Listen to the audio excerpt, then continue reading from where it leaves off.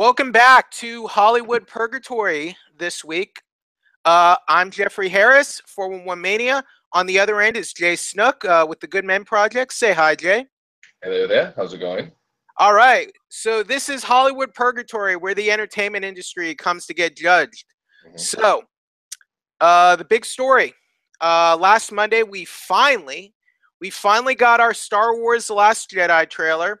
This is hmm a long-awaited trailer we'd been waiting for. It aired during Monday Night Football.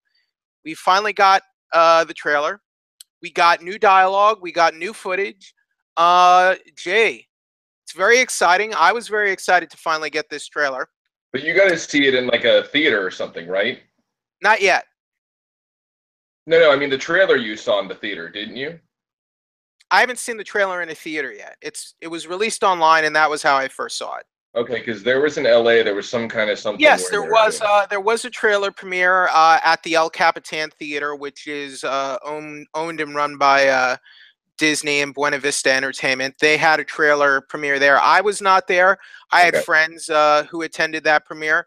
Right. Uh, and look, not that I would knock it. It's just it wasn't. I'm not going to the El Capitan and going through the whole production of parking and what have you just to watch a trailer and dealing with all those crowds and everything. Fair enough. Fair enough. But look, we got the trailer. I'm sure I'll be seeing other films there later on. I've been to the El Capitan many times. I saw the Star Wars marathon there 2 years ago when they premiered Star Wars: The Force Awakens. So I was Okay. there for that, Nice. and that Nice. was that was that was quite an experience. The El Capitan's it's a movie palace, and if you can swing going there for some sort of screening or event, it's a good time. It's just that going there just to watch a new Last Jedi trailer was not Mhm. not on a high list of my priorities. But if you were able to make it and check that out, good on you. What about you, Jay? How excited were you to finally get this trailer? Well, it was nice to finally get it because it had like the last one was really more of a teaser than It was anything a else. teaser trailer. Yeah, it showed you. So this is actually a trailer. You actually got to see stuff in this that you didn't see in the previous one. So I liked that. It was nice to get to see some new things, some new footage. Finally get to see Leia's face. That was nice. Hmm. You know, Yes, and the you late. actually, and you actually Yep. got to see Luke, like, you got to see his face while he's talking, not just hear him talking. So that was nice. Uh, yeah. It's good to know that Luke will actually have dialogue in this movie, isn't it? Mhm. It's good to know that. Not that. Look, a lot of people have complaints about the Force Awakens, especially now. I guess Mhm. kind of the honey. There was definitely a sense with fans that there was a honeymoon period, and that honeymoon period is over. Mhm. Not that I dislike. I love the movie, I do too. but but I think you've seen it, Jay, where there's some backlash on that film now, where it's Mhm. suddenly not cool to like the movie. Have you noticed that at all? Yeah, even my dad wasn't that big of a fan because he thought it was just kind of like the first one. I'm like, well, it kind of was, but I see it as an expansion on it. So Right. But my thing is that 2015, no one was really hating on the movie, or it was a very low minority. And now you kind of hear a lot of loud voices, kind of mhm, being very, and maybe it's the internet. You know, probably, sometimes the internet gives people a voice who are loud but not necessarily numerous. yeah, And I true. think I'm hearing just more voices in general about how they don't like Force Awakens or whatever. Do Yeah, you yeah. notice that? Do you ever notice that? I noticed it a little bit, but I've noticed a lot of other stuff as far as Star Wars is concerned besides just that. So. Okay. What was your favorite thing about this trailer? I thought it was really kind of. I actually really liked Luke in it because we got to see more of him, and we got to Yep. see Luke afraid, which I don't know if we've ever seen him that afraid before. So it was kind of cool to see where he's like, "Holy crap, this girl is really, really strong in the Force," and it was kind of seeing a different side of Luke, really, because Luke in 4, 5, and 6 was by 6 he was a master, but you didn't see fear much. He was really a lot more confident. Where in this one you could tell there was fear there for Luke for a number of different reasons. That was really cool. I loved that. Of course, the major line of dialogue in the trailer was Luke saying, "I've seen raw strength like this before. It didn't scare me enough then. It does now." I might be paraphrasing that a little, but that was the gist of it. Yeah, that's about the gist of it. Yeah, I really liked that line too, because you're like, "Whoa, that's It's pretty. Yeah. It's pretty serious. Mm-hmm. Obviously, there are a lot of theories about this line in the trailer. Mm-hmm. Who do you think? Who do you think Luke is talking about? Obviously, the raw strength. He's talking about Rey in that moment. But who do you think he means when he said he's seen this before? I would actually think Palpatine, because remember he saw a clone of Palpatine at one time, and Palpatine was a pretty strong Sith. So raw strength. Think about that. Palpatine's strength isn't raw strength. Well, he may look weak, but he's not. No, because Palpatine was a Dark Lord of the Sith. He was a Sith Master. That's not like raw. That's not raw. He's talking about raw, undeveloped strength and power. I know what people are thinking, but I don't agree with it. I don't think it's Vader, to be honest. That's not no. I think the theory is that he's thinking about Kylo Ren. Is a theory. That's the popular theory. Okay, I haven't heard that there. I've heard the Vader one, but I haven't heard that one. All but right, that would make sense. Okay, well, look, when you think raw, undeveloped strength, you think about an athlete. Think about like a green athlete who's really tough and fast, but they haven't developed their techniques. You know what I mean? Like think about a college athlete before they go pro. That's what he means by raw strength. It's like raw. It's like uncooked, raw. It's raw. You know. He's talking about Rey's raw strength because she has all these force powers, but it's undeveloped. It's undeveloped is what he means. Yeah. So what do you think about that? I don't think Kylo when I hear that line. I actually do think Rey for the whole entire thing, because Rey is. He said he's seen this before. True. He said he's seen it before. You're saying he's seen this from Rey before he's even met. I'm not saying that. But I think when here's what. Okay, let's focus in on the line. Okay. He said, "I've seen raw strength like this like once before." When he's saying he's seen the strength like this before, that's raw. Who do you think he's talking about?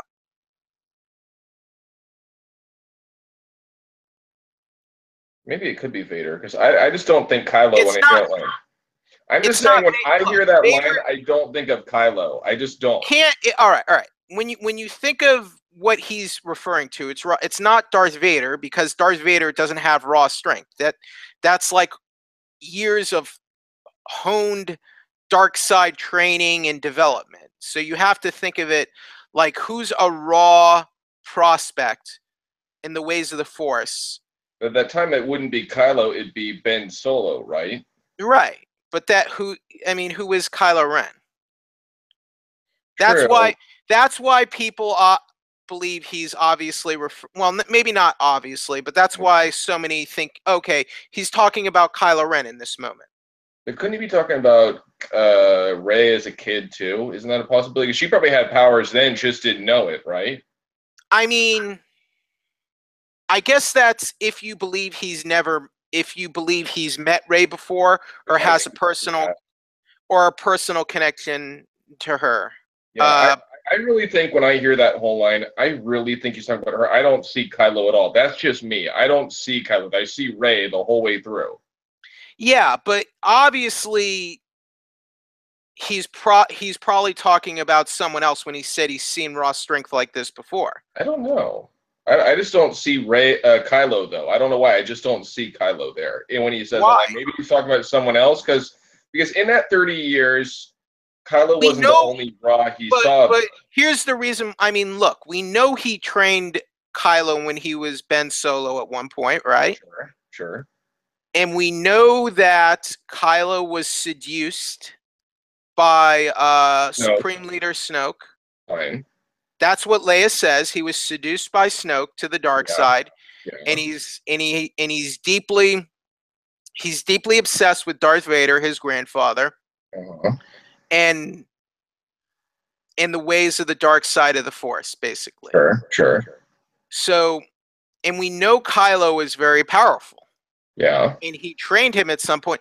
It just makes me think, and look, I think we can surmise that Kylo was the one who destroyed the new Jedi Order, or the new academy Luke had started in the intervening years. Maybe. I would more than likely. I mean, everything points to that. You have to remember, though, in Force Awakens, when Kylo and Rey to go together, Rey gave him a run for his money. He was like, she was a bit of a challenge for him. He couldn't just bring her down. He thought he could, and Finn held his own too. Yeah, that was after Kylo took a blaster bolt to the gut from Chewbacca. He wasn't 100% in that fight either. Well, still, if he was so raw, I don't know. Okay, so he's not talking about Kylo Ren. Who is he talking about then? I think it's Rey, because he may have trained both of them as kids.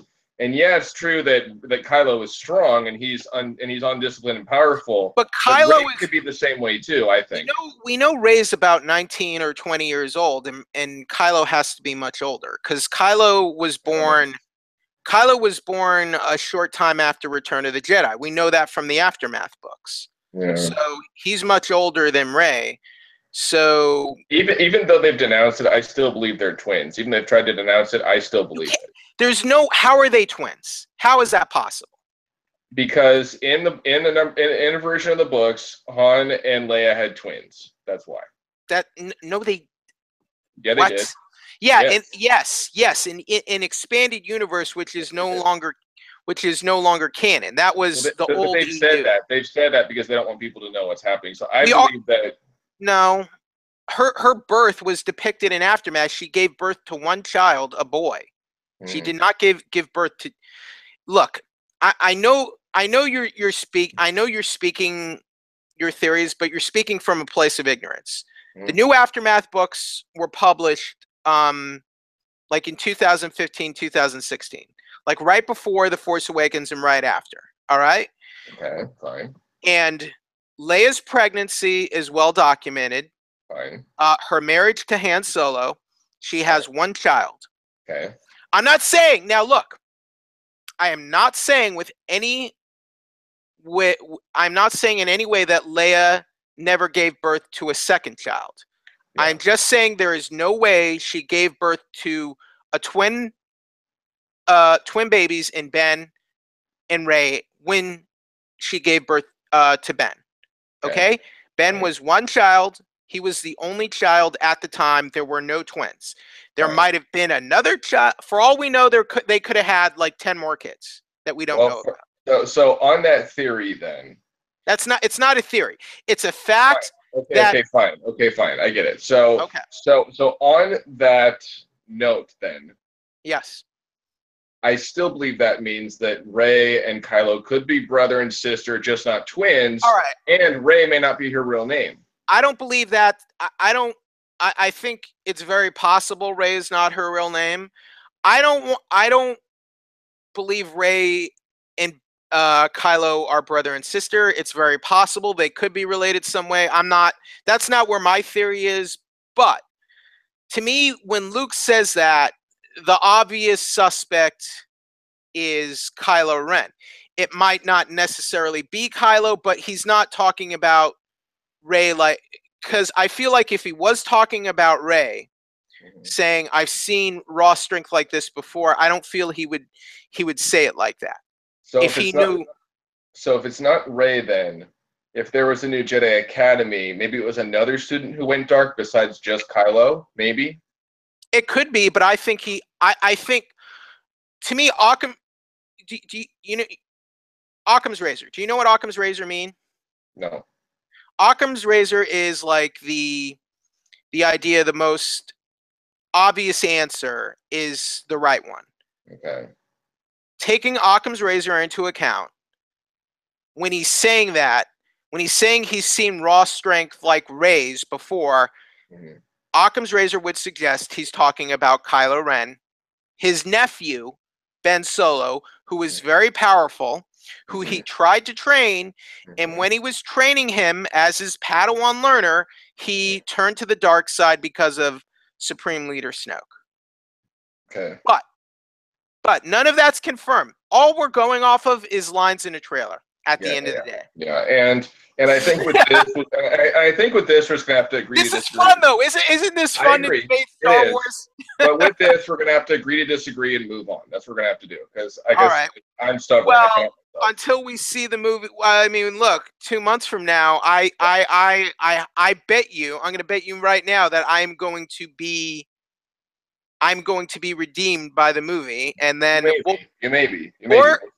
And then we'll come back on here and we'll see who has the last laugh. How does that sound? Because I was wrong about Darth Sidious being Palpatine. I thought that wasn't true, and it sure was. So I could be wrong. It's a possibility. Wait, you didn't believe Darth? You believe they were two different people? Yes, I did, and I was wrong. I mean, I was wrong, but hey. I mean, we knew it was the same actor, but I mean, they could have pulled. I mean, I guess they could have. I can see how you would predict. Mm-hmm. They could have pulled a fast one because that's the obvious answer. So and Star Wars loves doing that. They can help themselves. plot twist, right? You know, who would have thought Luke and Leia would have ended up being brother and sister when you saw Empire Strikes Back, and she laid a wet one on him, and everyone and then everyone made jokes about that over the next 37 years. True. All right, so moving on from that, we had quite a bit with Kylo Ren. Yeah. We get to see Kylo in the cockpit of his own starfighter, which is kind of cool. His own star. How do you like Kylo getting his own TIE fighter, his own custom TIE fighter? It was really cool, and it made sense because they've had that in Rebels a bit, and of course Vader had his own. So why shouldn't Kylo have his own too? It made sense, and it was definitely a bit sleeker, a bit newer, a bit faster, a bit new bells and whistles, which made sense in a 30-year time period. So okay, and now I think there was definitely some clever editing in this trailer, where maybe scenes were made to look like they're happening at the same time where they're probably not. But there's one moment in the trailer like where they make it look like Kylo is attacking the Resistance fleet, and his mother, General Leia Organa, is in a capital ship, and he's flying into her ship to blow it up, basically. What do you think of that moment where the trailer kind of makes it looks like Kylo might destroy the ship carrying his mother and is trying to kill his mother and kill all of his emotions and his connections to his past? I think it makes sense for the next step in his training, because if he had to kill his dad, why wouldn't he have to kill his mom too, right? I mean, it just like, because if he does have like what they would consider like love or care for someone as a weakness, they don't want him to have that, so he can be a stronger, more emotionless Sith, right? Right. So I think it made sense to do it that way.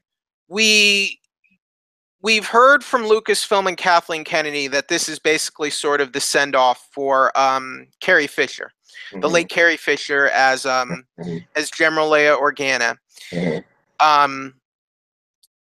And based on what we've heard, she will not be appearing in episode 9. Yes. I mean, look, she passed away right before Rogue One had come out. She had already finished filming on this movie. So do you think... I mean, look, it's a bit of a morbid subject, but I think it's worth discussing, right, Jay? Yes, is this? I mean, do you think this is?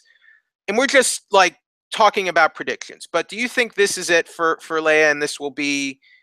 I guess. Do you think they are going to kill her character off instead of, I guess, writing a way? I guess thinking of a way to write her out of the trilogy without killing her. I think that it is going to probably be the end for her, because, like I said, if he had to kill his dad, killing his mom wouldn't crazy. And Snoke would want that, because Snoke knows, hey, if you still have some kind of light inside of you, you're not going to be as dark as I want you to be, and I can't control you as well as I want to, like most Sith Lords do. They want, like, their Padawans to be their right hands. People who, kind of like we saw with Vader. Vader was like an enforcer. He was like someone after, like, if the Emperor said, kill these people now, he said, yes, sir. Went ahead and did it and slaughtered all of them, like, no questions, right? Because he had no attachments. His only attachment, Amidala, was gone. She was dead. And when he told Vader that, hey, Amidala's dead, he was, go ahead. All right, there goes my only emotional attachment. And he thought the 2 kids died too, so he didn't know he had kids. He had no clue. So if he got rid of his emotional attachments, he could be more of an enforcer for Snoke, which I'm sure Do is. you think in that moment Kylo is or Ben is going to be able to go through with it? I want to say Snoke will find a way to push him to. Yes. Okay. What does Leia mean to you as a Star Wars character and her place in Star Wars history? And knowing that this will be the last time we'll see her. I mean, we'll probably see her depicted in other stories. I mean, she was on Rebels, but I mean, this will be the last time we see Carrie Fisher as playing Princess Leia or General Leia. Well, I think what's going to happen is because she's such a one of those like important rocks of the rebellion. When she goes, it will be a blow to the rebellion. It just will be because she's been so important for so long, and she's kept the fight going. It's not like the rebellion will fall without her, but it will be a strong blow to the rebellion because she's been such a big part of it for so long. So it'll harm the rebellion. We know Laura Dern's character. I think her name is Holdo. Mm-hmm. She's going to have a major role in the movie. And I believe she is going to be another resistance leader. Mm-hmm, mm-hmm. I'm trying to look up the name of her character. And so will be Oscar Isaac. He's kind of a rebellion person, isn't he? Kind of. Yeah, but he's like the okay. Her character's name is Vice Admiral Holdo. So I guess Leia is the leader. So if they do kill off Leia, as we believe they will. Mm-hmm. One imagines the Vice Admiral Holdo, Laura Dern's character, will take her place. Probably. Will that be tough, you think, for, because in the last movie we saw Han Solo go away. Mm-hmm. Will that be too much to see Leia go away as well? I don't think so because it's a new generation of Star Wars anyways. It'll kind of be like, moving the story forward in the direction it has to go. It may not be a direction they want it to go. Right. I'm sure just like with Han Solo in the last one and like other characters in other films, they want them to keep going, but it's not right to do it. You can't just like do what they did in Rebels and be like, not Rebels, in Rogue One and be like, hey, let's get another girl, dress her like Leia, put her face on Leia and see how that works. They just can't do it in this instance. It's not going to work. I mean, I think they can do things like on Rebels where they had like a CG animated Leia. Yeah. Things like that. I'm sure. I mean, look, they're doing comics with Leia and books. I think we'll see more of that. But I don't think we'll see another thing like Rogue One. Remember what they did with her? I don't think we'll see things like that for a while. Yeah, I'm not saying we'll never see things like that, but I don't think it will happen for a while. Yeah. I think one thing we can safely say from watching this film is that Snoke at one point will meet Rey. Mm-hmm. I think based on trailer breakdowns, you can see for a fact that they're in the same room together, and he looks like he's using his powers on her. Yeah, it was nice to see him in here a little bit, but yeah. I'm curious. There's so much speculation of who he is, and at this point, I don't even almost want to speculate because it's so hard to. It's like he could be a clone of Palpatine. He could be, he's not Vader, but he could be a number of different people. And really what he probably is, if I really had to speculate at all, probably someone we haven't seen in the film universe. That's what I think. That's what I think he is. I think he's just his own character. I think he might have connections to the rest of the Star Wars universe, but I think he's just his own character we've never seen or met anywhere else before. Yeah, because I think like it'd be cool if he was the Palpatine clone, because I like to see that in the movies, because we haven't really. That'd be cool, but we'll see, won't we? It's like, I don't know. We'll see. The thing is, if it was a Palpatine clone, he would look and sound like Palpatine. And Snoke is not human. I mean, he has those alien proportions. Remember, he's much taller than a regular human. If you look at his size, have you seen like the figure reveal? I want to say yes. Okay, well look, he's not a normal size like being. He's taller, and just by what remains of his face, you can tell he's not like the Star Wars human race, or whatever you call humans in the Star Wars galaxy, or so. I think this is a new character. It's an original character that was made for these movies, and he's not Plagueis. He's not Vader, Palpatine. He's just a completely new character called Snoke. Now, I think people believe that Snoke came from like the unknown regions, which is in the Star Wars universe, are like those the regions of uncharted space, basically.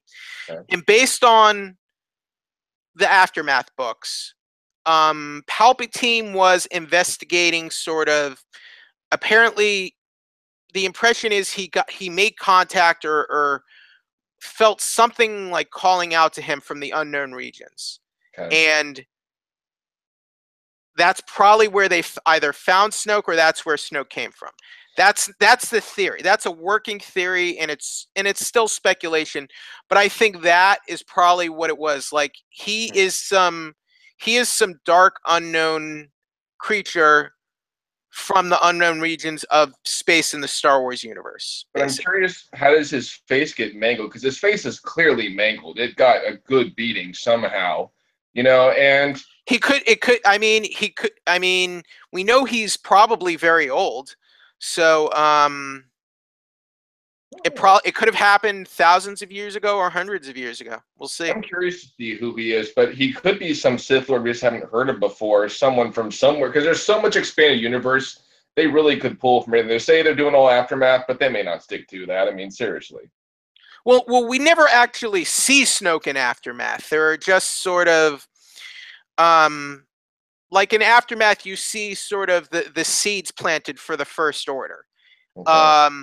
Brendel Hux, Dom Hall Gleason plays Hux, who was the other First Order officer who answered to Snoke. He's a young boy in the Aftermath novels, and his father. You see what his father was doing. His father basically came up with the idea of kidnapping children and making them their soldiers, and essentially brainwashing these soldiers into being, subservient to the officers and what have you. But at least we do know at some point Rey is probably going to confront Snoke in this film. So yeah, we saw that. We saw that she got her butt kicked pretty good by him too. It looks like he's able to considerably control Rey or use his force powers to get one up on Rey. But I mean, for a minute, go ahead. For a minute about seeing Finn with the saber again. Can we talk about that? Hold on. Fine. Before we'll get to that. But I guess I want to know, I mean, is it too soon to kind of have Rey confronting Snoke, or do you think it's good a time as any to have her confront him? I think the reason for Rey to confront Snoke, we kind of see it. Yeah. Because she probably thinks, okay, I've got this Jedi thing down. I've got the powers down. I know what I'm doing. I can take him down. And it shows her, no, you're not ready yet, which kind of Luke does the same thing in Empire Strikes Back. He thinks, okay, I'm good. I can take Vader. I'm good. And he loses his hand. Right. So it might make Rey a bit more humble, going, hey, you thought you had this thing yet, but not yet. Do you think this is the parallel to Empire Strikes Back and having that kind of similar journey for Rey and Luke? I think so. I think there will be parallels. It'll also be different in a number of ways, but it'll be kind of like how Luke's training was, because his training was so late. It's going to be different for her too, because hers is so late too. It's not like like when they already did it as kids. They're doing it older, so she's got all these powers, and she's at a place where she thinks she can handle them, and clearly not yet. So but I think here's what I wanted to bring up. Like, a lot of critics are upset with those parallels they find between The Force Awakens and A New Hope, right? Okay. Will that be a major point of contention against The Last Jedi and people looking for parallels with The Empire Strikes Back, which is, among fans, it's probably the most beloved of all the Star Wars films? Mm-hmm. I think that when it comes down to it, there will be fans who won't like it, but I think it makes sense to do it that way. It just does, because even I want to say episode 1 and episode 2 did a similar thing. It wasn't the same, but it was similar where you saw, like, you know, the characters growing and evolving and changing and going to, like, you know, different the directions they were meant to go. Like, we saw, like, you know, Anakin as a kind of a, you know, man, becoming a man, and Amidala and him falling in love together, you know, all that stuff. So we saw that all coming up. So I think some fans won't like it, but the truth is, most of the time, just even in general in a trilogy, it's kind of the next step to go in that trilogy. You know, it's not just in Star Wars, it's normal. So I think some won't like it. They're going to go, hey, this is just like Empire. They're trying to be Empire, but I don't think it's going to be that way. It's introduction, conflict resolution, I guess, is what you would say. Yeah. Because, like, A New Hope is like the introduction to the world and the characters. Empire Strikes Back is the conflict.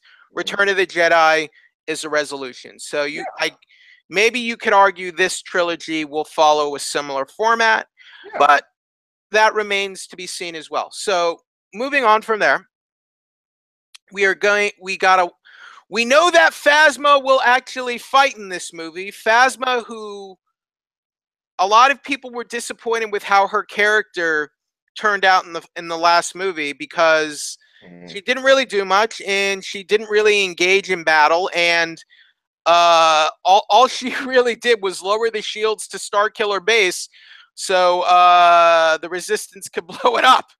Basically, that's all she really did. But we know she survived. She's back in this movie, and she will get to fight Finn at some point.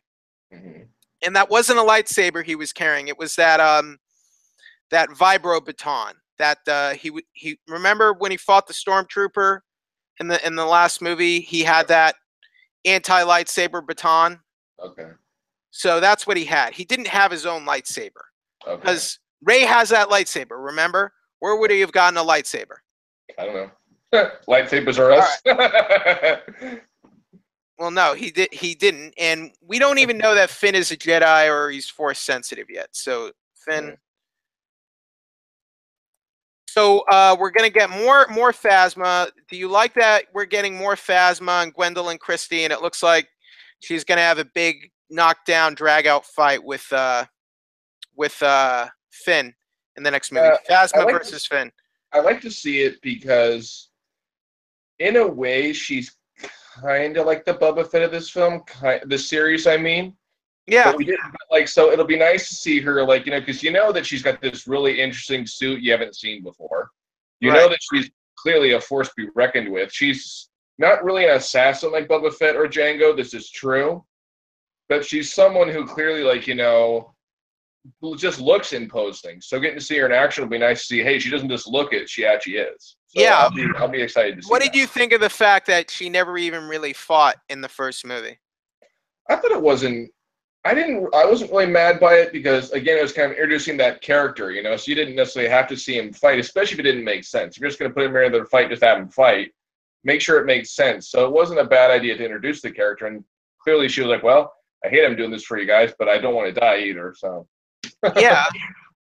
So it didn't really bother me not to see her fight in the first one, honestly. So she's going to be fighting Finn in this movie, and it looks like, I think what we know about Finn is that he's taking part in some undercover mission, because it looks like he's wearing a First Order officer uniform in this scene. So it looks like he's gone undercover to infiltrate the First Order and possibly blow up their base, which I cause trouble. Well, maybe not blow it up, but it looks pretty blown up in that footage, doesn't it? Mm-hmm. It looks like something. I don't know. They did some sort of sabotage.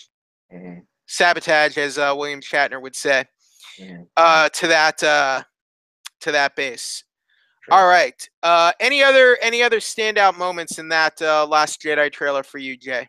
The big standout moment for me, there's been a lot of talk about this online, is where we see Rey and Kylo, you know, take each other's hand. That was a big moment, but we don't see them actually take hands. That's what it looks like. Okay, fine. But that moment to me, because a lot of people are saying, is she going to go to the dark side, which I don't believe. Personally, I think what's going to happen with Rey is something that's been talked about. I've read about before about the Grey Jedi. I see her going that way because There's no gray Jedi. Okay, you're either a Jedi. Pablo Hidalgo said, "You're either a Jedi or you're not." There's no gray. Well, let me explain do you know what a gray is? I don't know what a gray is. I know there's no such thing as gray Jedi. Well, with the gray Jedi, what I have read is they can balance both. They can balance light and dark. It's rare, but supposedly That's not then it's not a Jedi. Well, no, let me explain though, because what I read about was there was a time in the Jedi way back when where they did exist, but they haven't existed for a long time. There's a battle of light and dark, right? But in a way, I want to say because I saw the clip of all of that. I've heard all of this, but to me, that's all just speculation. None of that. Let me finish what I was saying, because we saw in Clone Wars there was that scene where Yoda went against his dark side and won. It was kind of like he knew he had the dark, but he chose the light, but he could probably balance both if he wanted to. And in the books, Luke went dark to fight the clone Palpatine, had to be pulled back to the light. But I don't know. I think it could happen with Rey. I could see it happening. Speculation or not, I think here's my theory. I think that what we saw in that trailer, I think they're maybe creatively I don't know if those scenes are really happening the way they're making it look like. Unless they are, but my feeling is that those scenes aren't going to occur that way. But we'll see. I think maybe the trailer editors are trying to trick us with the way those are laid out. Maybe, but I don't know. It was definitely an interesting final moment when you see it. You're like, oh. Yeah, it's definitely interesting, and I thought the same thing. But my prediction is that it's not going to happen the way it looks. Because haven't you ever seen a movie trailer and like they lay scenes out in a certain way, and then in the movie it doesn't happen the way it looks? Yeah, I've seen that a couple of times. It annoys me, actually. I don't like it. Okay. I think that could be happening here with some of these scenes. Maybe. You might be right. It's a possibility. Who knows? I mean, because look, even with Rogue One, there was a lot of footage in those trailers that wasn't even in the films. Remember, there was a scene of Krennic on the beach, which wasn't even in the movie. So think about that. And then go back and watch the trailer. There's a scene with Cassian and Jyn Erso running across the beach with the Death Star plans. So there was going to be a whole sequence where the heroes get the Death Star plans. They got the plans, and then they have to go down to the beach and run across to another building to, I guess, to transmit the plans through that satellite dish, basically, which is not in the movie. Maybe it's a deleted scene. Who knows? Well, no, because remember they reshot large chunks of Rogue One. Remember? Yeah, fair enough. That's right. So I'm not saying that's what happened here, but I'm saying sometimes the trailers show us a lot of footage that sometimes is not even in the movie, and sometimes trailers are misleading.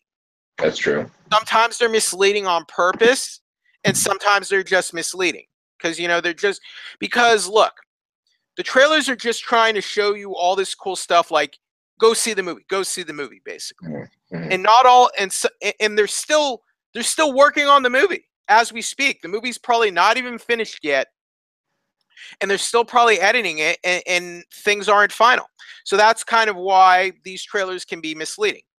That's true for some. I'm not sure if it's true for Last Jedi, but it's true for some. You're right. Well, look, and it's not necessarily a bad thing. I'm just saying I don't think the trailer is giving. Well, it's obviously not giving us the whole story, but I think it might be trying to trick us in a couple ways. All right, so that's the new Star Wars Monday Night Football, The Last Jedi trailer. We got another new trailer for a big movie recently, and that is DC's Justice League. So Justice League will be out before Star Wars. It'll be out next month. This is the first ever live-action theatrical Justice League movie. So we'll have a movie with Batman, with Wonder Woman, with Aquaman, The Flash, and Superman. And look, we know Superman's going to be in it. Okay, so What did you like about this trailer, or what did you not like about this trailer? Well, we get to see a bit more of the apocalyptans finally, and you actually kind of know at this point they're apocalyptans. That's what they are. Those like little apocalyptan bat flying things. So you know They're that's what they're going parademons. against. They're called Whatever they're called. Whatever they're called. parademons. Finally, you just get a good enough picture of those. We go, okay, that's what they're fighting. Okay. Parademons. It makes sense. I guess it all come together because if Apocalypse were trying to take over Earth, they couldn't handle themselves any more than the Avengers could handle, those creatures, the Chitauri trying to take over Earth anymore. So it's like you can't fight them by yourself. You have to join together. So you get to see a bit of that finally, which was kind of nice. The parademons were in Batman versus Superman. They were in that movie. Remember? No. Yeah, they were. I'm just saying I don't remember it. Oh. Remember when Batman had the nightmare and he was attacked by Superman? Okay. The parademon showed up and captured him. Okay, I forgot that, but yeah, it's been a while since I've seen that movie. Well, I mean, there are things a lot of people would like to forget about that movie, wouldn't they, Jay? Fair enough. But so I liked that. Well, you too, right? Yeah, a little bit. Yeah. a little bit. You're funny. So that was really cool to see. You got to see a bit more of. You got to see a little backstory of Superman, which is kind of cool. But you know what? At this point, I wish they'd just shown Superman in this black suit because we know he's going to have it, but they still didn't show it. It's kind of like almost like it's kind of getting irritating to me because I'm like how BVS ended. You knew Superman's not dead. You knew he was coming back, and you know he's going to be in this movie. I mean, so just show him in the trailer already. We know he's going to be in the movie. That's why I hated that they did Superman's death in that movie because we already knew he was going to be in Justice League. So I mean, what is the what is the point of making us think he's dead when even at the end of the movie they basically give away the fact that he's still alive anyway. Or he's going to come back somehow. Either way, yeah. It's just, I mean, so to show him in this trailer, I didn't like that into it because, like, he's going to be freaking in it at this point. You know he's going to be in it. Okay. You see a line where Henry Cavill has been like, yeah, I'm in the movie. You know he's going to be in it. So just show us with him in the freaking movie because we know he's going to be there. Well, I mean, remember the trailers for the first movie, the last movie, Batman versus Superman, they gave away that Wonder Woman and Doomsday were in the film as well, remember? Yeah. Yeah. But the trailer started with, I guess, Lois Lane, Amy Adams, having a dream that Clark is still alive, and he goes out and he sees her in a field, and she's wearing like the engagement ring he wanted to give her, and he's like, well, I guess that means yes, the ring. How did you like the trailer starting off that way? I thought it was kind of a little weird, honestly. I think it was confusing. The first time I saw it, I was like, what the hell is happening? I'm like, oh, okay, she's having a dream. Okay.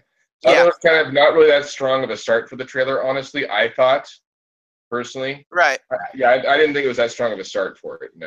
I mean, don't you think it's a bit of a waste that you're having the first Justice League movie, and you're basically going to spend most of the movie without Superman and building up to his return when we all know he's returning. And I just feel like Superman should be there the whole time and helping form the league. You know what I mean?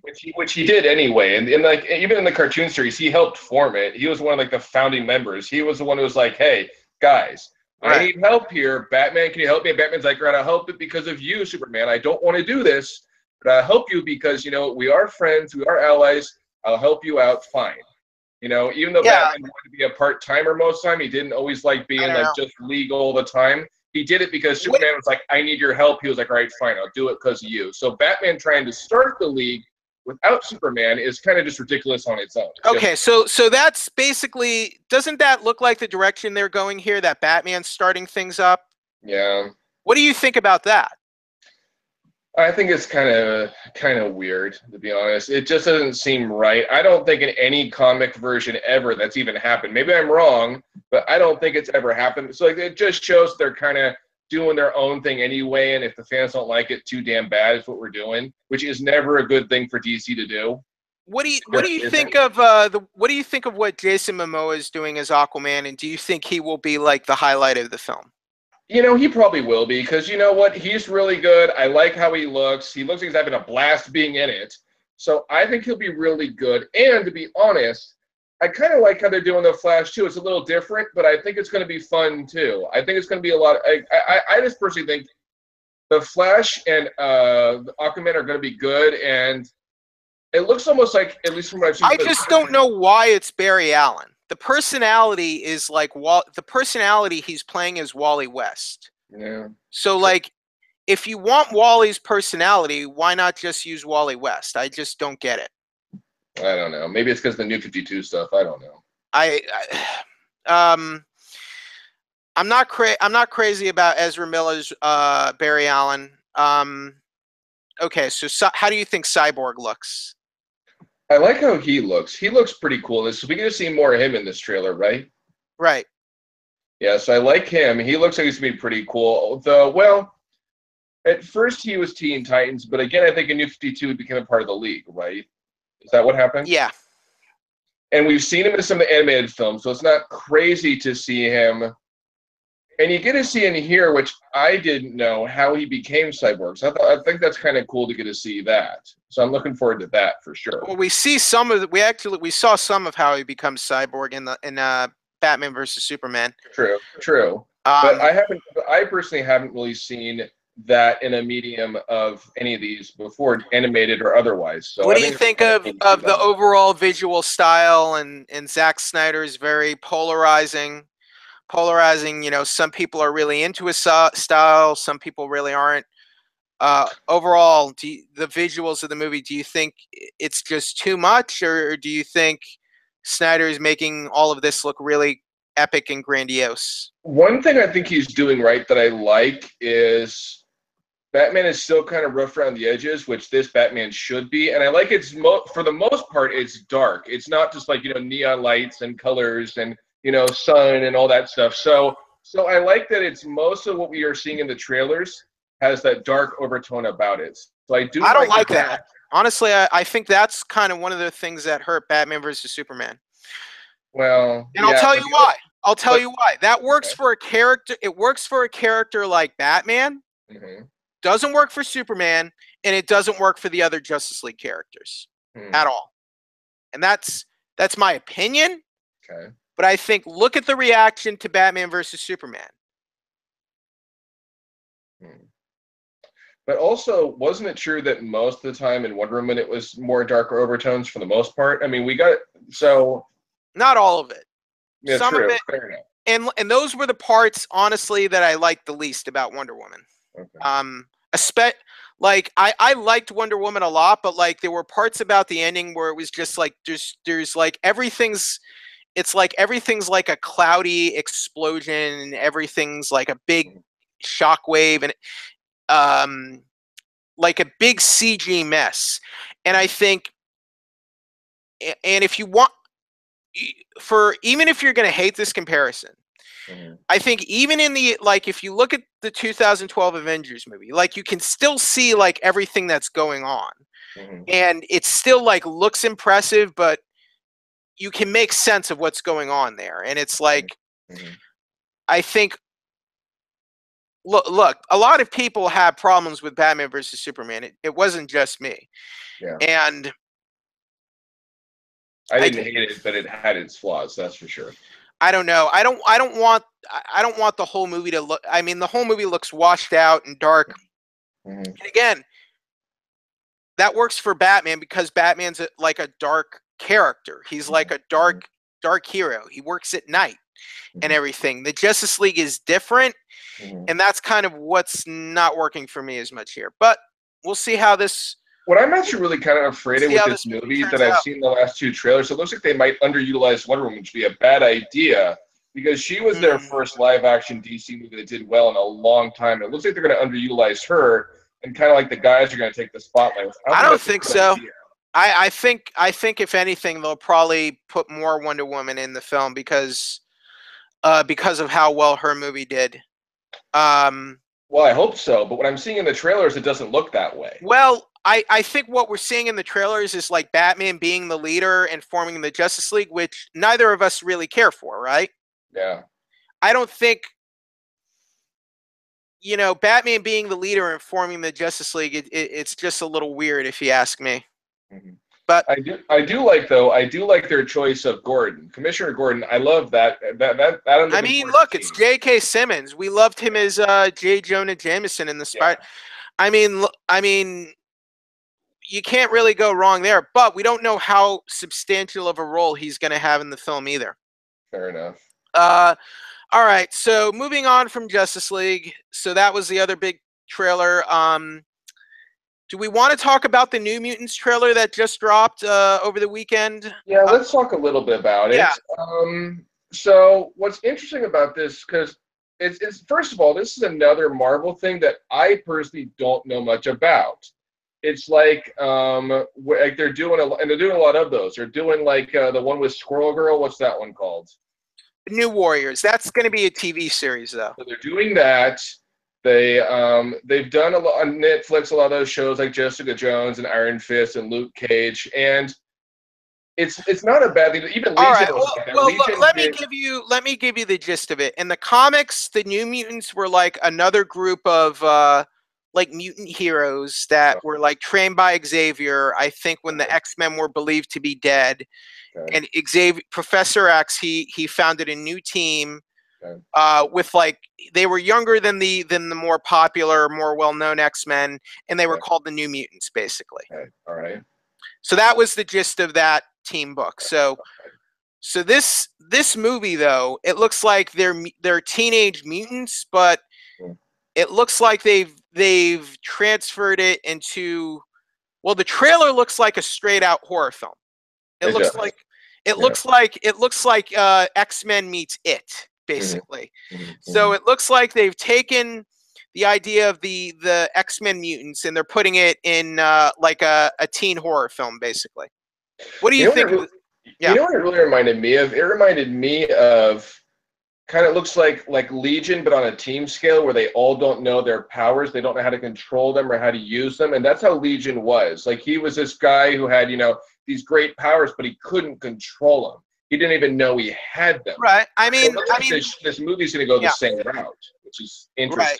But it looks like they're stuck in like some sort of facility. It looks like kind of like a mental institution that's maybe their prison and they're trying to break out. But it also looks like like the mutants are like monsters in a horror movie almost. Yeah. And there were shots in that trailer that were like ripped straight out of like old school horror films like Halloween and Nightmare. I mean, look, the faces coming through the walls. That was right out of the original Nightmare on Elm Street. Yeah. You had that. Remember the face stretching the wall? I remember of it. Yeah. Right. So you had that. Mm-hmm. I don't now look. Remember how I said earlier trailers can be misleading? Yeah. The whole movie might not be like that, but that's the way they're making it look. Yeah. It's kind of it's really a weird. It's just so weird to do a trailer for an X-Men show like that. And they kind of did a similar thing with The Gifted, sort of. It didn't look like a horror film. Right. They put a lot of drama and action and explosions and all this like thing. So maybe they tried to go that way with it. They just went too far. Maybe that's what happened. But it's really a weird trailer. I think the filmmaker who directed this, let me see. The director of this movie is Josh Boone. I think he did say this is kind of going to be like sort of a horror movie. What has he directed before? He directed The Fault in Our Stars. Oh, really? So that was like a really dramatic movie. Yeah. But I think he talked about, this kind of being like a horror film. Now, this is really interesting. Yeah. Remember the 2015 Fantastic Four movie from Josh Trank? Yeah, I didn't see it, but I remember how bad it did. Well, what he set out to make, he wanted to make sort of like a young kind of like body horror experimentation movie. Like, have you ever seen David Cronenberg films or The Fly? Have you ever seen? Okay. Well, he wanted to make like a David Cronenberg like sci-fi horror film, basically, but with the Fantastic Four characters. And I don't think that really worked for the Fantastic Four.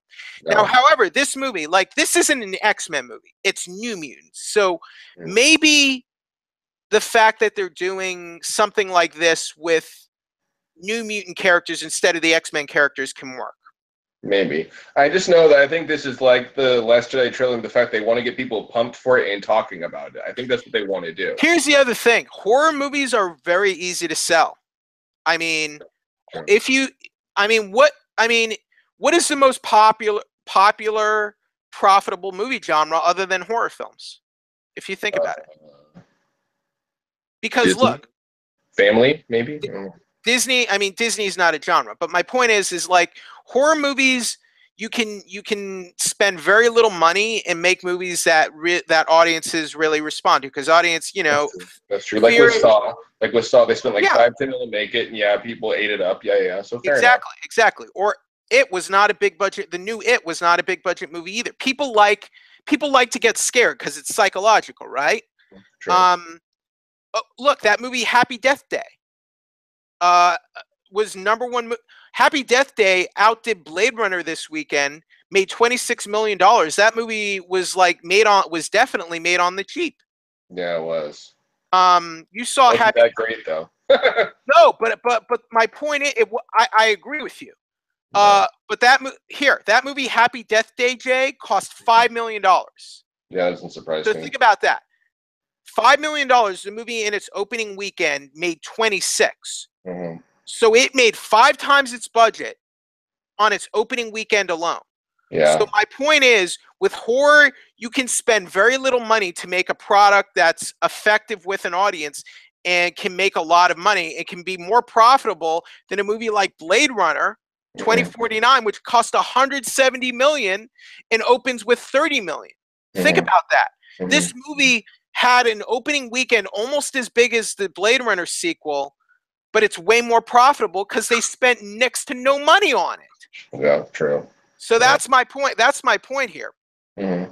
So maybe selling this as a horror movie, like as a comic book horror movie with mutant characters, maybe that will help the audiences respond to it. Maybe even more if it was just a straight out like superhero film, Yeah, maybe we'll see. But I really, to really judge this one, I need to see more, because that was. I mean, I will say this though. I like seeing Arya in it. Seeing Arya in it was kind of cool. What Macy Williams? Yeah, seeing her was kind of cool. So people know what you're talking about. It's the actress for Arya from Game of Thrones. Is it Maisie? Is it Maisie or Macy? Macy Williams. I'm not sure, to be honest, but it was cool to see her. So. You love Arya so much you don't even know how her. I'm just giving you a hard time. Yeah, I know. Yeah. But that was cool to see her. But yeah, it's definitely a trailer I need to see more. Well, I need to see more of the movie before I really judge it. If you think about it, this was more like a teaser trailer, wasn't it? Kind of like that first trailer for Star Wars. It was more like a teaser than an actual trailer, I think. Yes, it was. Yes, it was. Okay, so we're done with trailer talk for now. So the other big thing we got this week for Netflix TV, we got our 4th season of Voltron finally. Look, let's not really call it a 4th season. Here's what they did. They had the 3rd season and they split it up into 2 parts. That's basically, they had 1 full season of episodes. They split them up into 2 parts and they called it seasons 3 and 4, basically. That's basically what happened here. But you're the big Voltron fan. I like the new show a lot. It's I think it's fairly well written. How are you liking season 4 so far? I will say this: season 4 was kind of probably the weakest season I've seen yet, and here's why. Yeah. Because most of the seasons, the first 3 seasons, every episode is really cool and really moves the story along, was full of surprises, and really did an amazing job of just continuing the narrative. And this season started strong with the first 2 episodes where we find out, hey, and this is going to be spoiler because it's been out since Friday, so I'm going to give spoilers. Just FYI, people know, spoiler warning for Voltron season 4. So anyways, so what happens is in the first episode we see where Keith is like, I'm not leading Voltron. I don't want to do it. I'm doing Blade Namora. Screw you guys. And Shiro is able to do the Black Lion again. So that was really cool. Right. Kind of expected, but still Keith is a jerk. And then in season... Keith is an emo jerk, Jay. Let's just say it. And then in the second episode... Why are you ignoring me? Keith is an emo jerk. Say it. I'm not saying it. But why? Anyways, and then we're moving on to the second episode. Pidge finally finds his brother. So that was really cool. Finally finding his brother. Pidge is a girl. Whatever. Fine. She found her brother. Fine. But Does it bother you? Does it bother you that they gender swap Pidge in this show? No, I just got confused. It's been a long week. Do you know, like, because in the original animated series, Pidge was a boy. Okay. Except in the new show, they made her a girl. I think it's a cool twist. I like it. But anyways, moving on. But you called Pidge he. And I did that because it's been a long week and I'm tired. That's why I did it. Okay. You're not projecting any issues you have with the show here, right? No, I'm not. So in episode 2, we get to see that, and he becomes a part of the Resistance. They get stronger, and we get to see in the first 2 episodes, we get to see the Voltron Coalition getting stronger, which is really cool. Right. But the next 2 episodes, I didn't like so much. We have, what was it, episode 3, where they have a cow somehow for some reason. They got the cow. They got the cow in the second season. Remember? Still, we see the cow, and for some reason, Karan and Allura are like, milkshakes are awesome. They're so great. And we see this really weird animated sequence where Keith milks the cow. They have all this weird animated stuff going there. Just like, I was like, what the hell is even going on? Well, look. This has been my biggest problem with the new show. Is the comedy is really, it's off tonally, and it doesn't really work very well most of the time. Koran he doesn't work for me in the show at all. I don't like Koran in this show. Okay, I like him, but this was the first time I can think of this show where I couldn't help but go, WTF, why is this part even happening? Well, what does this have to do with this season? Okay, what's to do with the narrative? All right. Well, look, in the second season, remember that episode where they were stuck in the intergalactic shopping mall and they were getting into all those shenanigans? I'm like, this is dumb, okay? It's dumb to do. To me, it was dumb to do a whole episode where, we find Pidge finds a store selling like old school Earth video games and stuff, and she buys basically like an old school video game console. She buys it. They get money for it. She buys it. They bring it back to the ship, and she can't plug it in. Okay. I mean, that's dumb. Okay, and then they bought the cow. They got the cow too with the video game thing. That's how they got the cow. But what I liked about that sequence, though, is they were looking for those lenses to fix the ship. So there was something that had to do with the main narrative. This part with the cow and the milkshake had nothing to do with nothing, and really wasn't necessary. Look, it didn't do anything for season 4. All right. To me, here's my other problem with the show. I feel the show kind of undercuts itself. It undercuts the narrative with humor at times where I think it's kind of like, okay, I get you're trying to be humorous here, but it's not, it doesn't work right here. Like, I remember one time in the second season where Keith was trying to ask Koran if the aliens had been to Earth before, because I think Keith is half alien, right? His mother was like a Galmora or something. What was something like that? A Galmora. Something like right. He has so he had some suspicions about that. So he's talking to Koran. He's trying to have this important, and then Lance comes in. He's like, "Are you talking about piloting Blue? Are you want my blue line?" It's like, no, Lance, that's not what he was talking about. And then Lance just breaks up the whole conversation and forces Keith to walk away. If that was happening to me, I'm not going to suddenly walk away because some idiot's coming in here and I'm like, no, I don't want your stupid line, you idiot. I'm talking about maybe these aliens had actually been on Earth before, and this is important. We need to know that. That type of humor to me doesn't work, and it kind of gets in the way of telling the story a lot. Okay. And I think it's been that way for me since the first season. But the weird thing about me is it hasn't. I've liked all that stuff before because it's at least made sense, but this was the first season I can think of where, and let me continue my rant because there's more. There's much more than just this.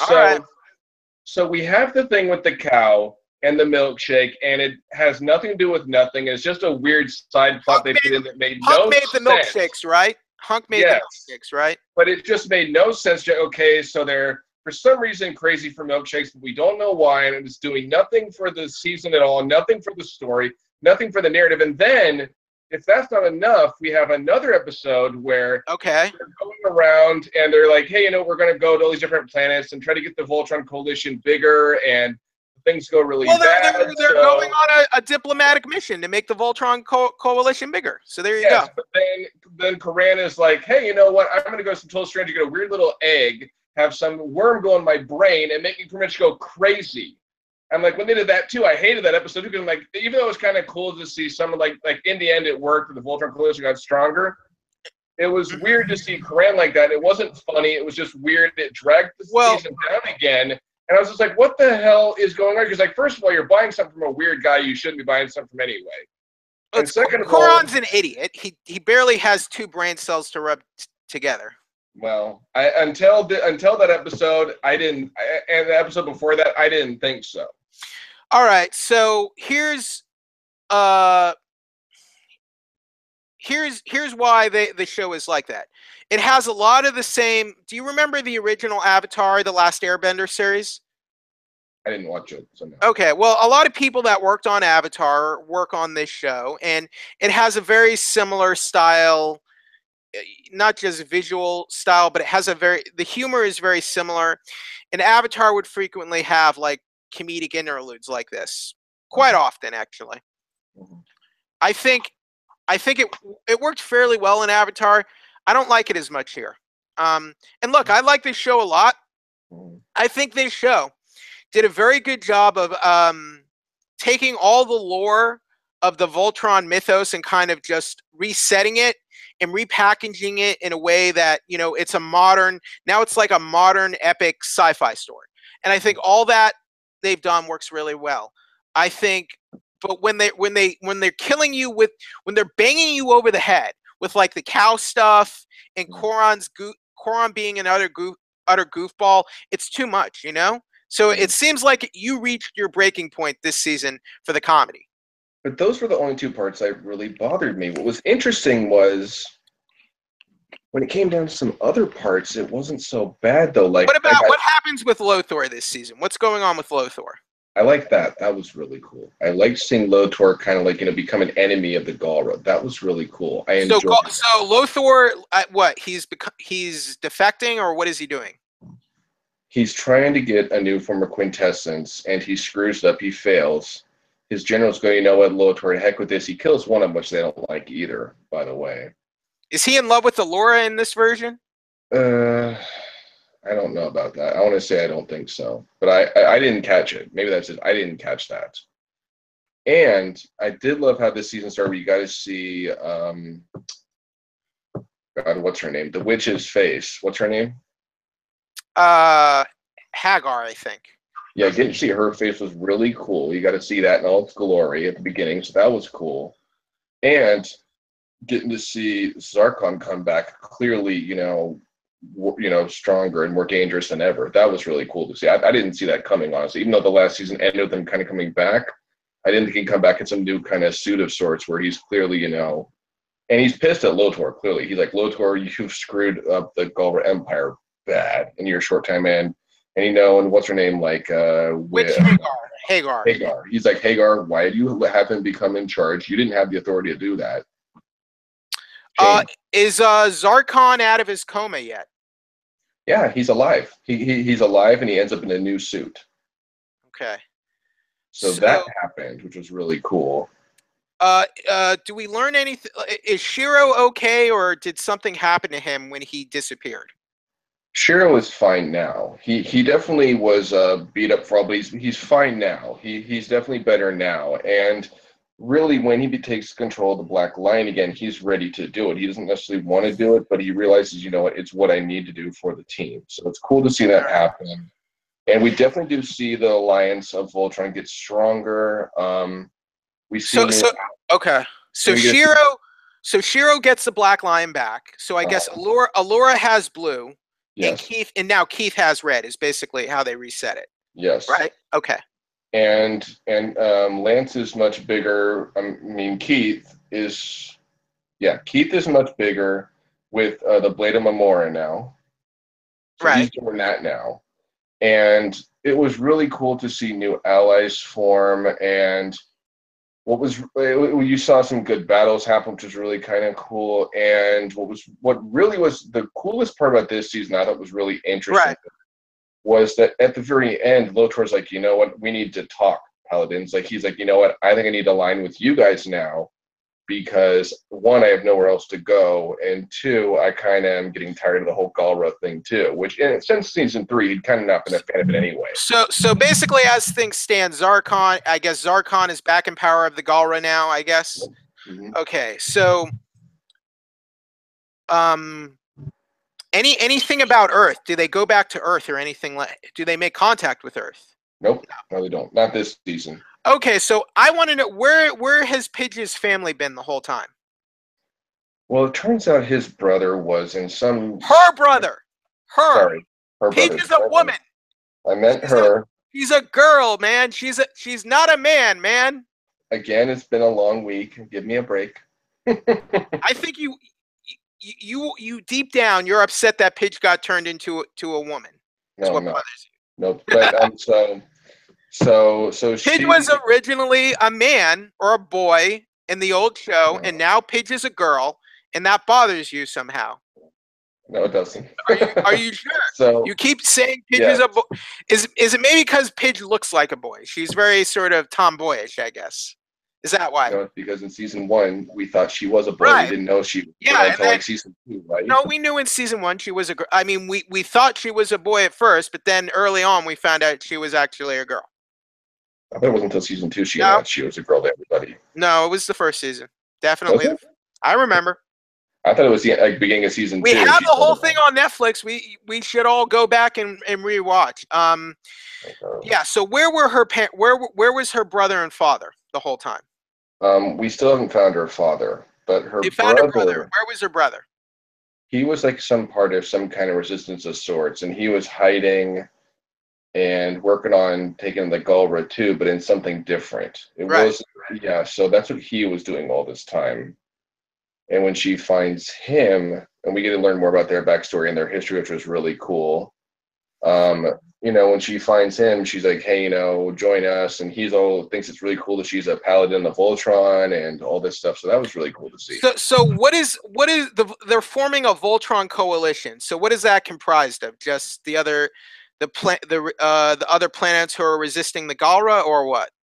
It's kind of mainly the people they keep freeing on the planets is really what it is. And they have a new base of operations on one of those planets. And we actually get to see on this season, which was cool. We got to see, I think it was Dieball or Dinaball. What was the name of the planet that Zarkon was from? Wasn't there something where didn't Zarkon marry the same race, someone of the same race as Allura or something? I thought that's what Hagar was. She was originally his race, and then she became all dark. They bolted essence, I thought. Right. Because Zarkon was like, didn't we see his backstory? He was a good guy at one point. Yeah, at the end of season 3, he was one of the original paladins with he was the original Black Lion paladin, right? Yeah, with Allura's father and all that stuff. Do you think maybe Zarkon can be redeemed at some point? Do you think was he corrupted by some sort of dark influence or entity or something? He might have been. Him and Hagar were, but I think there's no redemption at this point, because this season when you see him come back, you can tell he's back with force and he's going to be dark, and that's the way he's going to stay. So favorite development this season so far? My favorite development was that's a tough one. What was my favorite development? I really did like toward the end where, I think the big development of this season was getting to see the chance that Lotor may turn to the side of good. I thought that was really kind of cool. I think that was the big. But do you think Lotor is really going to be a good guy, or do you think he's maybe going to trick the heroes? No, I think he's going to be, because he's realized, that at the end he's like, I don't have anywhere else to turn to. The Galra want me dead. What about Lotor's out? Didn't he have like a whole team of subjects? Yeah, they turned on him too. Because what was happening was Hagar went ahead and turned one of them where she could use her as to see where they were at.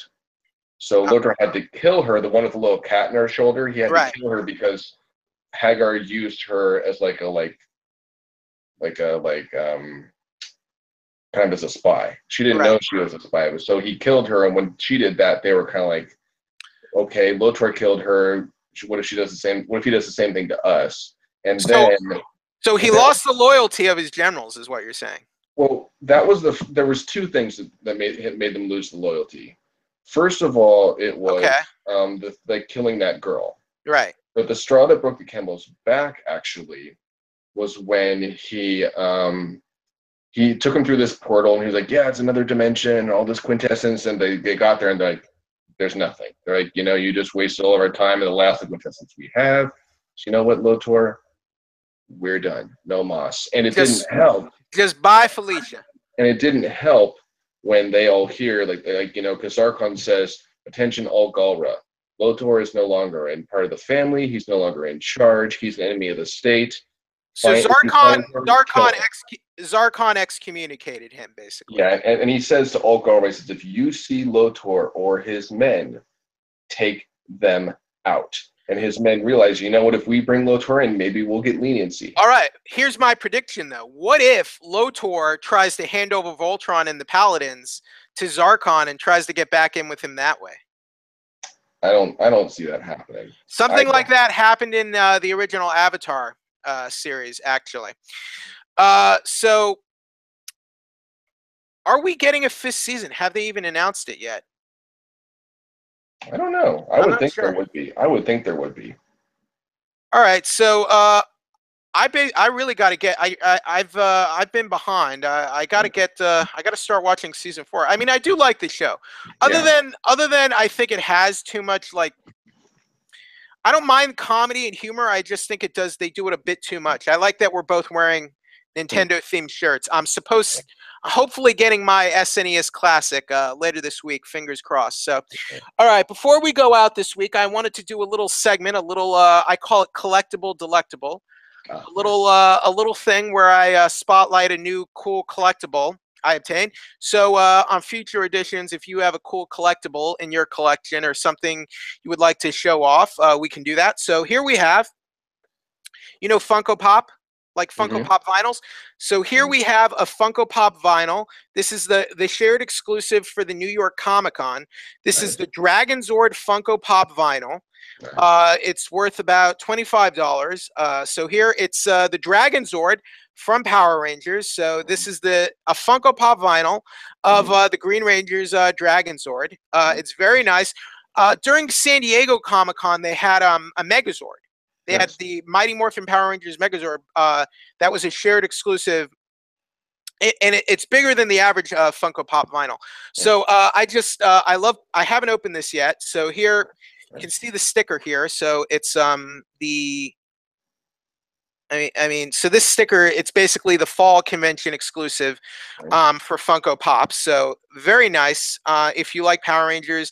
I highly recommend getting your hands on it. I wouldn't overpay if someone's trying to offer this for like $100, unless you really have that much money to spend and you really like Power Rangers. But so I really like this. I think it's really cool. I really like the products that Funko makes, and this is just a really nice Funko Pop vinyl. So I'm very happy about this, and it wasn't that expensive either. It was only $25. Shout out to my friend Jeb Whitlock who got in line early at Hot Topic to help me get this. So this is what I wanted to spotlight this week. And speaking of Funko, they announced last week. Did you see they're making Disney Afternoon figures? Did you see those? Yeah, I did. I did see that. Don't those look cool? Like we're finally getting like figures of Darkwing Duck and those and Scrooge McDuck, and I'm very excited about those. That's so Funko makes great stuff, don't they? Now, here's a question. One thing I want to talk about real quick. Yeah. And I've seen this happen this week, and it makes sense, is because we both watched the Orville, right? Right. And have you watched Discovery at all? Have you watched that at all? Not yet. Not yet. Because I don't have CBS. I don't have CBS All Access. You know. You don't have to have it. You can watch it other ways. Okay. Well, I'm not gonna watch it in other ways, and it's just that if it comes on Hulu or iTunes or Netflix at some point, I'll watch it that way. Let's just put it that way. Okay. Let's talk about. Now, did you see Happy Death Day at all? Or did you not get a chance to see it? Have I seen what? Happy Death Day. Did you get a chance to see it? I have seen Happy Death Day. Yeah. Let's talk about that for a little bit, just because. All right. So Happy Death Day. Good. I didn't. I mean, I didn't love it. I don't think it's a great movie, but I think it was fine for what it was. It was like a. It's not to me. It's not even really a horror movie, but I guess you could call it like a horror comedy. Mhm. It was more like a comedy than a horror movie to me. What But it seems like to me was I thought it did okay for what it was trying to do. but it seemed like to me it didn't take itself seriously for most of the movie. Not at all. Kind Not of at all. weird, you know? Not at all. It was like that one part where she's like, "I'm gonna go outside naked one day." Okay, just because you can doesn't make any sense. Well, the one thing that didn't make any sense was this idea that as she keeps getting killed, she gets weaker. Mm-hmm. And then like the doctor says, it's like your body's experienced all this trauma where you should be dead. They didn't really go anywhere with that, for one thing. And that's that's a bit of a spoiler, though. I mean, no, the movie didn't take itself too seriously, but I think when you're dealing with a plot like that, it's kind of, you kind of have to embrace the absurdity of it, if that makes any sense. Yeah, it's basically Groundhog Day with murder. It's basically what it is. Yeah, do you like Groundhog Day? Groundhog Day was a lot better than this, that's for sure. Well, I thought the main actress was good, and I think she did a good job because and I think it subverted the genre because her character's more like the first character that gets killed off in a horror movie, So it's kind of like taking like the character you don't like, who gets killed off earliest, and making her the main character. That I thought that idea in itself was sort of interesting. It was kind of weird to me though, where it's like they never really explained why it was happening at all. Just hey, for some reason she's getting killed, and she's you think about the Groundhog Day premise. Do we ever really find out why it's happening to him in Groundhog Day? Other than the fact that, like, I don't know, the groundhog has mystical powers or something, and it's But the thing that bothered me about this movie and Groundhog Day, because there has to be a connection between the two. I'm sorry, there has to be, at least I see. But anyways, let me just keep you. So in Groundhog Day, this is a sequel. This is a sequel to Groundhog Day, right? In Groundhog Day, what happens is he's not a good man. He's a very grumpy man. He's a man who hates even being where he has to go, but he has to go there because he's like, you have to go. Well, I mean, that's what's happening to the girl in this film. And so what happens in Groundhog Day, though, is he spends more time becoming a better person than I think she does. Because she's just kind of like, the stuck-up rich kid who thinks that, everyone should kiss her butt, and all that stuff, right? And she's the usual college kid, stupid, drunk. Jessica Roth is Tree Geltman. Yeah, right? Yeah. And it seemed like to me for like too much of the movie, she's just trying to let herself get killed over and over, figure out why she's being killed. And it's not till like 2/3 of the way she goes, okay, maybe now I should try to be a better person. Just maybe I should do that. Maybe that's a good idea, and it seemed like it was kind of rushed with that sequence too. Like, okay, she starts like the one guy that she ends up not sleeping with anyway. Okay, fine. She sort of says, okay, maybe I should find out who's killing me, and maybe it's this one, guy who breaks out through the Okay, here's what doesn't work for me. The way the male love interest, the way he just sort of basically accepts what's going on with her, with little proof, and basically tells her exactly what she needs to do. Basically, like he understands. And the reason that doesn't work to me, it's almost like that character understands he's in a movie, and he's basically telling her the rules of the movie. Yeah. To me, that doesn't work. Yeah. All right. And what really kind of just bugged me too was just like, what really I didn't like was it got better toward the end. But like 2/3 of the movie was just kind of ridiculous to me. It wasn't scary at all. It was just kind of like going through the motions. I mean, it's hard to even really call this a horror movie because it's more like a comedy. It's more like it just is. And then finally we find out, okay, hey, the killer might be this guy, and then we get the reveal of who the killer is. I thought that was an interesting twist. I'm like, okay, I actually didn't see that coming, and the reason was not a bad reason. Okay. And it was kind of cool. The actual killer or the fake out killer? The actual one. Okay. And her reasoning was kind of interesting. You're like, oh, okay. I guess. All right, we're getting into spoiler discussion. So spoiler alert for Happy Death Day if you haven't seen it yet. But then the main character goes, "Wait, you're trying to kill me over that?" You can't help but go, "Yeah, you want to kill me over that? Seriously?" Well, look. I mean, have you seen Scream? I mean, remember what happened with the kill? I mean, it's kind of like that. To me, it was kind of like whatever. To me, this was kind of like Scream meets Groundhog Day. But look, I thought I thought the movie was okay for what it was trying to do, and look, it's doing very well right now. It made a ton of money this weekend, and it's going to be very profitable. I don't know. So say what you will. Look, say what you will about Jason Blum, but he knows how to get the most out of his films. He makes movies. He makes horror movies on the cheap. They come out and they're very profitable. He's and like all these studios, they're making all these huge budget movies that cost hundreds of millions of dollars, and they have to make basically $1 billion to break even at this point. Jason Blum doesn't have to worry about that, because his movies, he makes those really cheap movies, and they make a lot of profit. So I don't know. This one is no exception. Just for me, when it came to this movie, I left going it was okay, but I wouldn't recommend it. I wouldn't say go run out and see it now. There are better horror films out like now. I would say this movie, I would say wait for Redbox or Netflix. Yeah, there are better horror films right now, like It. If you want to go see a good horror film, go see It. Don't see this. There's also I'm seeing The Snowman this week with Michael Fassbender. And that's like okay, but I don't know. It's another movie based on a book. We'll see. Yeah, I am gonna be seeing that one. Martin Scorsese almost directed that film, so I think I'm seeing Geostorm, which we'll see if that's good or not. I don't know. That looks like it could be kind of like a fun disaster flick like Day After Tomorrow or 2012 or what have you. I hated 2012. So I think that will take us out for that week. So, did you not watch the new Marvel Spider-Man episode? Not yet. Behind on Spider-Man and a couple others, and Voltron for that matter. I just finished season 3. Now I have to get through season 4. So, and then I just got The Evil Within 2, the video game. So I have to get through that for PS4. So the new Shinji Mikami game from Bethesda Softworks. So actually, wait 1 minute. There's one more thing I want you to talk about a little bit before we finish. Yeah. Talk a little bit about that Super Mario Odyssey thing you went to. I want to hear a little bit about that. Okay, so basically, last week, Nintendo sort of had a launch tour event for Super Mario Odyssey where we got to play a little bit of the game, and they unveiled like this trailer based on the game.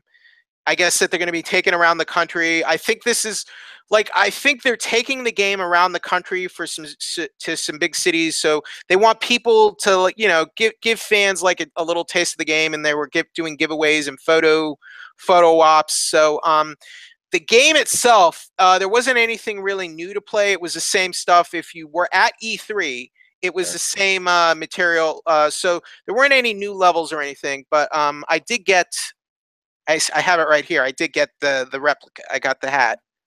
Nice, I can't put it on. Can't put it on now because of the headset. But this is Cappy. So his hat, the hat's like a character in the game called Cappy, and he uses the hat as like a weapon, and he can use it to kind of like absorb enemies. So. This is from Cappy from Super Mario Odyssey. So that'll be, when does that come out? I think the 27th, I thought. Yeah, so basically it's they were touring with the game to kind of help with the October 27th on the Nintendo Switch. Yeah, I really want to play that game. It looks so good. I was so also Nintendo, send me my Super SNES Classic that I pre-ordered. Make sure it gets to me, okay? So if you go to one of those Super Mario Odyssey events, they might be giving away this, and you might be able to get your very own Cappy hat. Very nice. So that's another cool little thing. So what game do you want to play on the SNES first? Probably Mega Man X, because that's like one of my favorite games. Not Star Fox 2? You have to play Star Fox 1 to unlock Star Fox 2. So really, that's weird. I will. That'll probably be the second and third I play. Do you have to do just the easy mode or all the modes? I don't think you have to. You have to play like 5 minutes or the first level. So basically, well, that's not so you too only hard. have to. Yeah, no, it won't be too hard. You don't have to. You don't have to beat it to unlock Star Fox 2. But yeah, I'm very excited that we're finally going to get an official, non bootleg copy of Star Fox 2. I don't know what the game's going to be like, because what's going to even be the storyline? Because we know what happened in 64, but what happened between 1 and 2 before 64, I wonder. Oh, I mean, to me, the story isn't a big like Andros. You're the Star Fox team. You're fighting Andros. You got to save what is it, Lilat? Yeah, Lilat. But doesn't he get destroyed in the first one, or am I wrong? Yeah, he gets destroyed.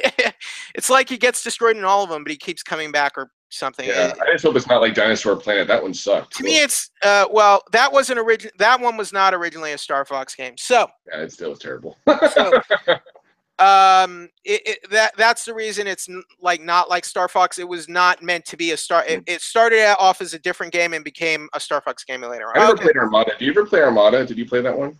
No, I did not. Star Fox 64 was one of my favorite games ever. So yeah, I agree. if they do a mini N64, I hope Star Fox 64 might be. I'm sure they will. I mean, I think I've already heard talkings about that because they're doing so well with the other classics. They're bringing the NES classic back, so I think they're going to probably. All right, so Jeffrey Harris, you can go and check out my reviews and interviews and game previews. You can go to 411mania.com to check out some of my coverage there. Jay, where can everyone find you online? Maybe you can find me on the Good Men Project. I've been writing a lot more for there lately, a lot more TV show stuff lately. So like stuff for ABC and things that you can find stuff on there. So I've been doing a lot of stuff there, movie reviews, things like that. So you can find me on there. All right. So from me, Jeffrey, from my Dragon Zord Funko Pop and my replica Cappy hat from Super Mario Odyssey coming for the Nintendo Switch on October 27th. Goodbye, everyone. Good night. Be safe out there. Jay, good night, and we will see you next week. Thank you, everybody. Sounds good. Adios.